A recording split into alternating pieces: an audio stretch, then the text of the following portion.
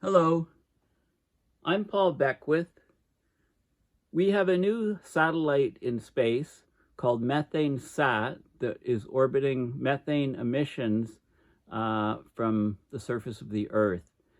So, of course, this is going to be a very useful tool in our fight against climate change because methane is a very, very powerful greenhouse gas. In fact, on a short time scale, the global warming potential of methane is 86 times that of carbon dioxide. That's on a decadal sort of time scale. If you go to out to 100 years, it drops off. It's like what, 36 times or something like that. So the and the instantaneous global warming potential of methane is more like a couple hundred. So one of the best, quickest ways to address climate change quickly is to track and plug the leaks for methane on the surface of the Earth. There's lots of methane coming up from industrial processes. There's also, as you know, methane coming up from permafrost and also from clathrates on the ocean floor. There's other sources, but we have to start somewhere and really greatly reduce the point sources of methane from industry. So let me talk about this satellite, and it's kind of unique because there was fundraising done by the Environmental Defense, the EDF, the Environmental Defense Fund, and I think they raised something like $90 million in donations, and they had this satellite with sensors launched. Now has been a lot of work on methane measurements from airborne instruments, but of course putting it on the satellite makes it a lot easier to collect this data. It's got worldwide coverage, and the data from the satellite is ground truthed using the airborne sensor data. So let's talk about MethaneSat, and then I'll show you some examples of what it can do. Okay, so this is the MethaneSat.org page. So it's now in orbit. Okay, it was launched in early this year, 3 or 4 months ago, 4 or 5 months ago, and the data is expected to come very, very soon, later this year. Okay, so it's supposed to have unmatched accuracy and precision for detecting methane emissions across the globe with, really, really high resolution, really, really high precision. It'll allow us to compare emissions across different industrial sectors, across different areas, monitor how emissions are changing, and it'll allow us to deploy solutions that achieve maximum reductions, and then monitor that the reductions have actually occurred. And the data is going to be fast and free. It'll be online, ushering in a new era of climate transparency and accountability. It will be very difficult for people to hide it, and there's a lot of different mission partners.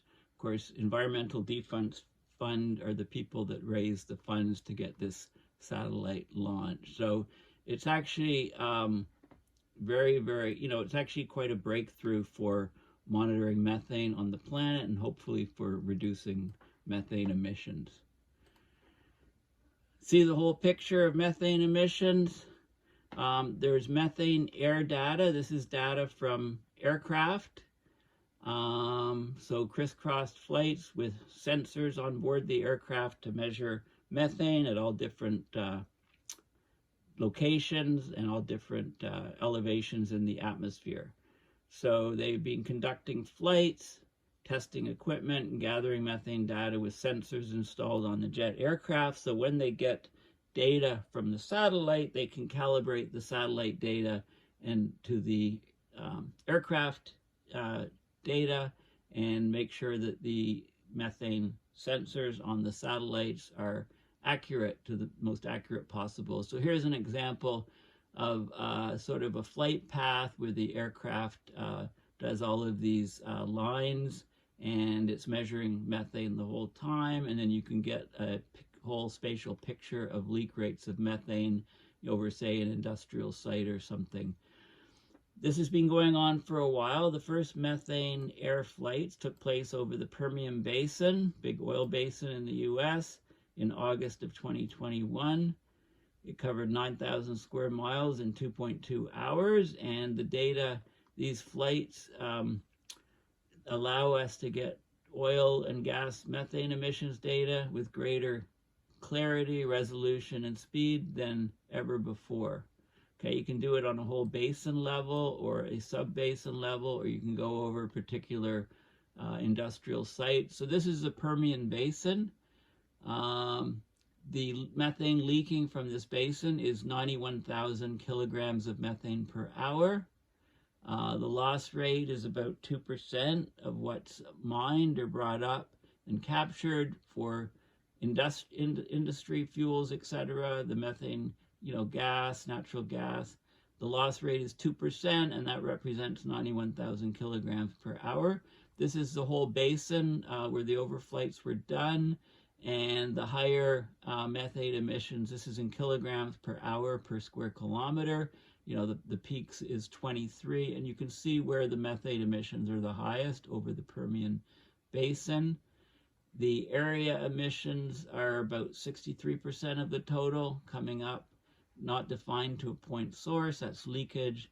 Point sources is about a third of the total, and these are the point sources, in these locations where there's refineries, etc. Okay, so large super emitting point sources aren't the primary contributor to the oil field methane problem. Okay, most of it is in diffuse emissions. Okay, it's not in point source emissions. 2/3 is diffuse. This is small diffuse and intermittent emissions contribute more to the total methane problem than a small number of super emitting sources. This is an infrared view of some of the equipment at one of the locations. This is the aircraft, that does the MethaneAIR flights, a specific, there's a lot of work on calibration of the measurements on the aircraft, developing a spatially explicit global oil and gas infrastructure database to characterize methane emission sources at high resolution. Information on it's a spectrometer. It measures the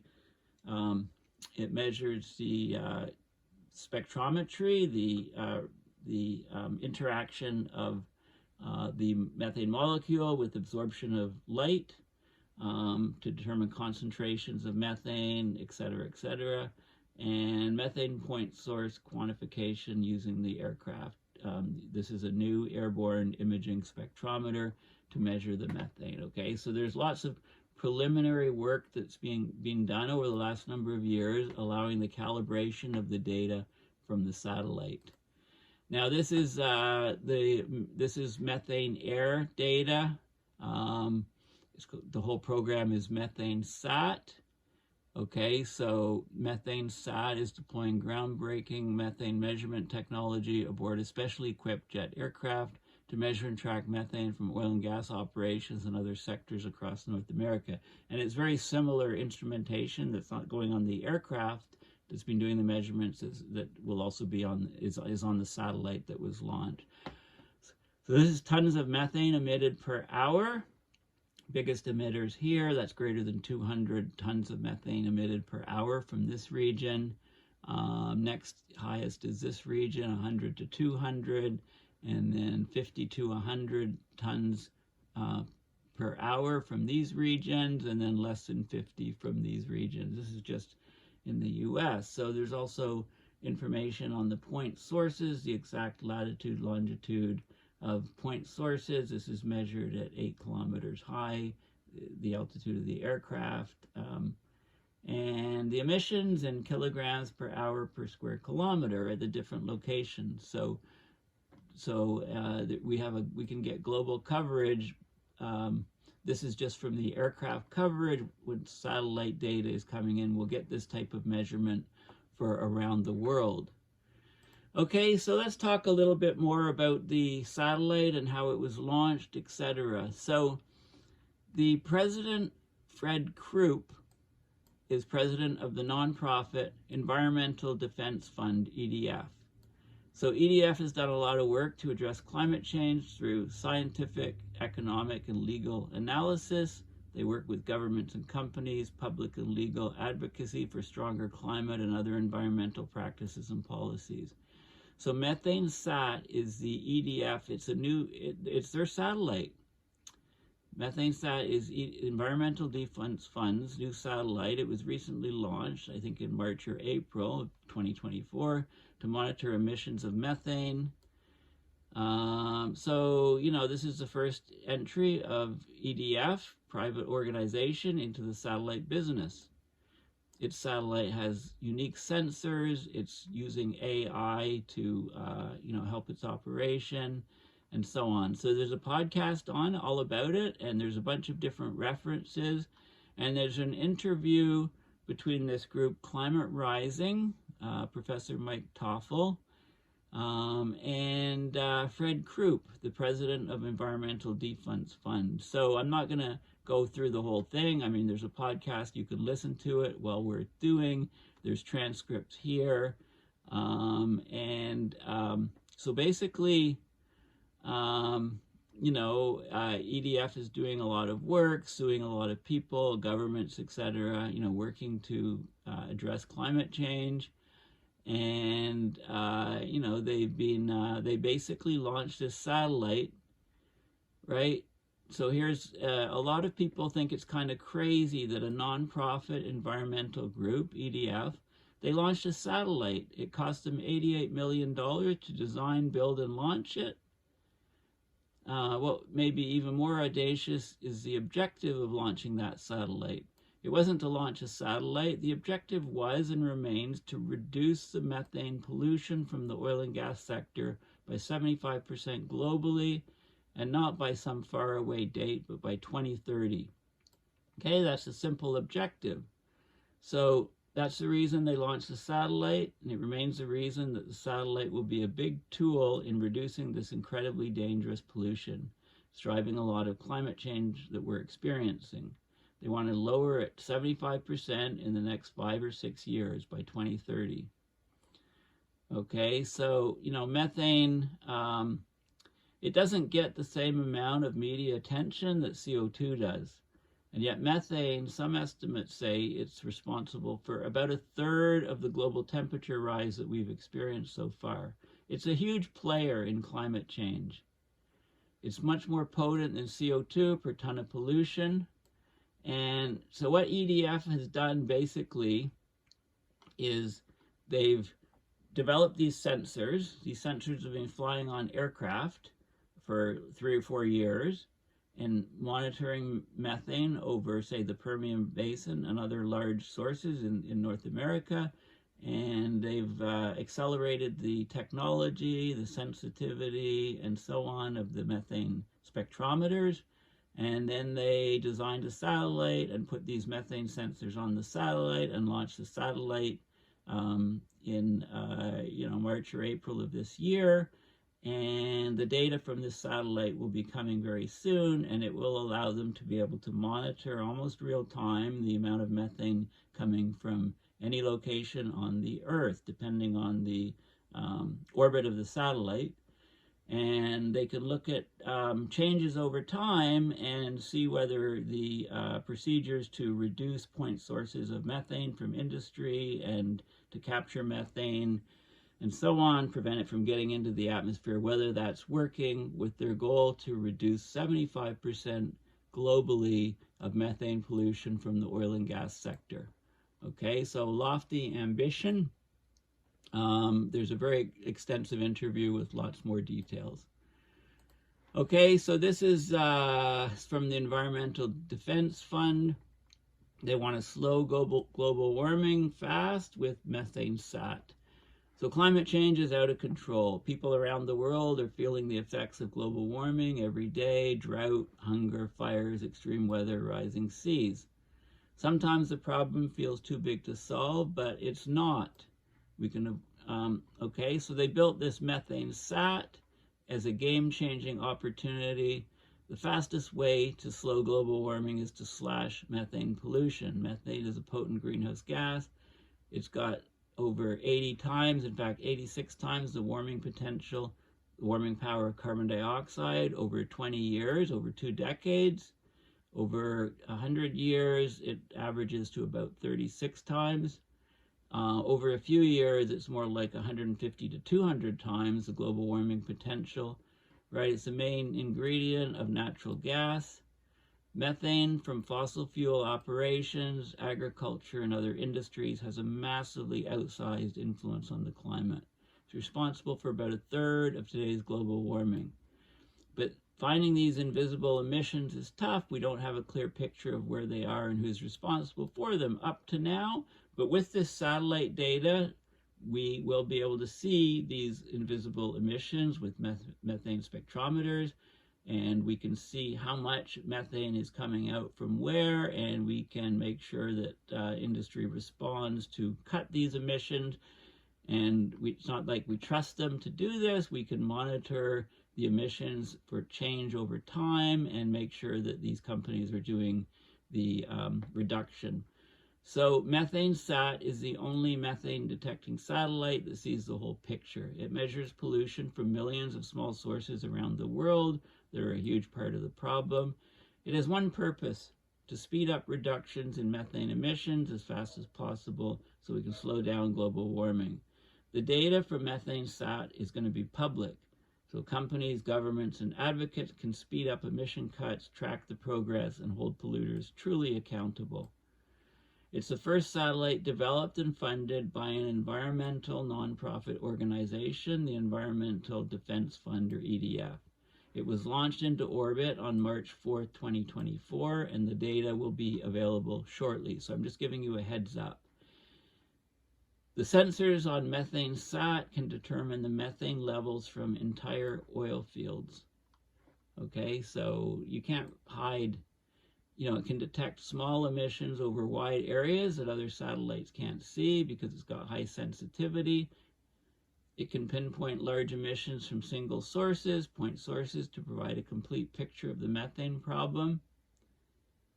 And it's an extraordinary satellite. There's been more than a decade of research on how methane contributes to global warming.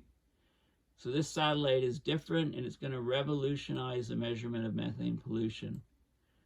Okay, so with all this data collecting, people, companies, regions can't hide.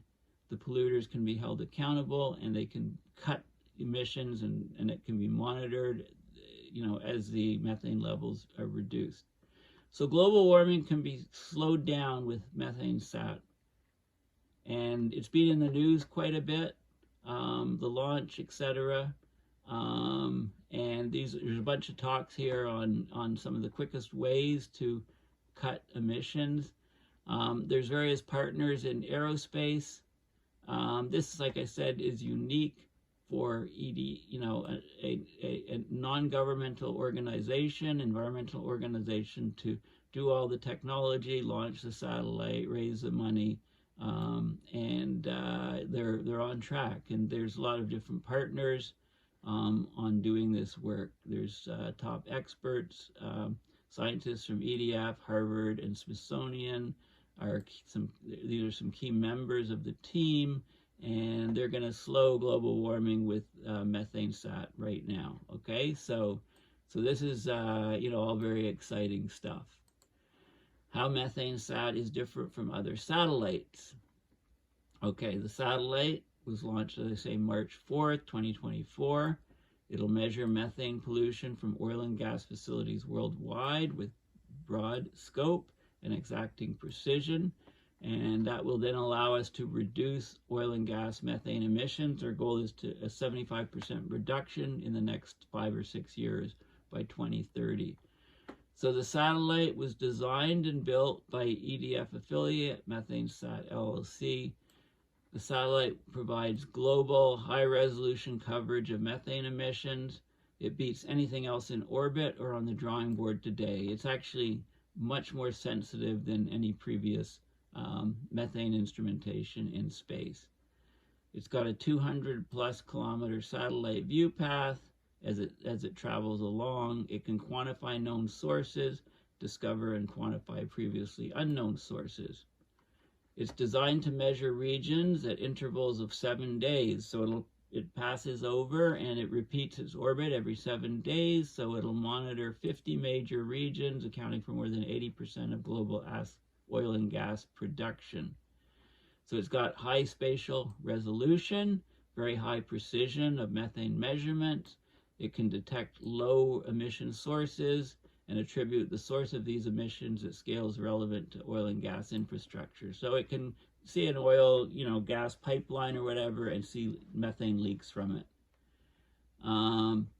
It's less expensive and quicker to launch than multifunction satellites built by government space agencies because it's only focusing on methane. It's not focusing on a wider spectrum of greenhouse gases measured by other satellites. It's focusing exclusively on methane, so it was less expensive and quicker to launch. Like I say, it's been launched already. And the data is all going to be open source to the world. So how will it hold polluters accountable? Well, it'll measure point sources of methane. It'll measure distributed sources of methane.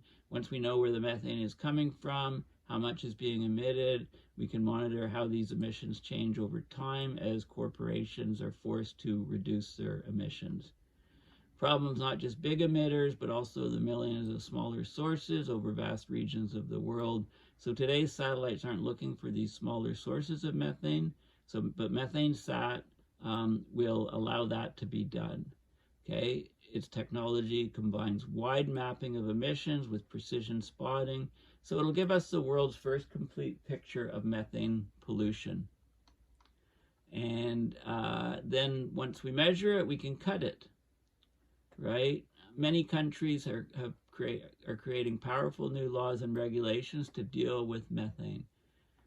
Since EDF's groundbreaking work showing that methane emissions were a much bigger problem than the US government thought, methane has become a central focus during international climate negotiations. And this is data from planes, those sensors on aircraft, over the last 3 or 4 years.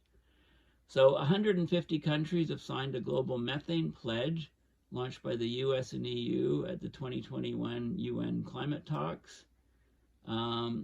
In the US, the government developed regulations requiring oil and gas companies to monitor and reduce methane emissions from their operations. There's a fee on excess methane emissions from oil and gas production, which starts in 2025. That's the US Congress mandate. The EU agreed on the bloc's first plan to regulate methane emissions from oil and gas, including from imported natural gas. So this satellite arrives at a critical moment, and we'll have data very soon. And these are 2 spectrometers that are on the satellite that have been used and tested carefully on aircraft flights that will monitor and gather critical data on methane emissions. Now that more than 50 oil companies have pledged to reduce their total methane emissions to just 0.2% by 2030, that would mean reductions of up to 90% from each company. So MethaneSat will help track their progress. Nobody gets a free lunch on this. Nobody can cheat the system because we have instrumentation in space that will monitor all the methane and ensure compliance of the oil and gas industry to slash their methane emissions, both distributed and point source, by up to 90%. Well, 70% I think overall, but some companies by as much as 90%. And the data will be publicly available, so there's nowhere for polluters to hide. They'll be exposed and shamed for their methane emissions and have no choice but to cut. So the satellite's in orbit. It went up into orbit, and the data will be coming very soon. Here's some methane, existing methane monitoring groups. There's TROPOspheric Monitoring Instrument called TROPOMI. There's satellite instrumentation on board the Copernicus Sentinel-5 satellite. The Sentinel-5 Precursor is the first of the atmospheric composition Sentinels. It was launched in 2017 for a mission with a minimum of 7 years. It's still in operation. It's monitoring trace gases and aerosols relevant to air quality and climate. Okay, they're connected with the European Space Agency, and they've been collecting data. Here's another one, GHG-SAT. So there's private companies that are collecting data and monitoring methane from oil and gas, coal mining, waste management, etc. Okay, so they've got satellites up there, and this is some of the UN. This is methane data from the United Nations Environmental Program, IMEO methane data, and there's global coverage and methane emission rates in tons per hour, and you can zoom in on specific regions. Let's go to the US here, to the basins. There's a big one right there, so you can see where the methane is coming from, the point sources. So basically, this will be measured with much higher accuracy, much higher resolution, spatial resolution, much more data. It's from the satellite, the MethaneSat, and it'll be ground truth with the sensors on the spectrometers on the satellite have all been calibrated using the sensors carried in aircraft over the last 3 or 4 years. So we'll have a very accurate picture of methane emissions from industry, and so it looks good. It looks like it's well on the path to having reductions of 70, 75, 80% of methane emissions reductions from industrial sources. The data will be available to the world from the satellite, and it'll be impossible for companies to hide, and they can actually get into a race to see who can cut emissions the most of methane from the industry. So thank you for listening. It's a very exciting project, MethaneSat, and please consider donating to my PayPal at paulbeckwith.net to support my research and these videos. Thanks for listening, and bye for now.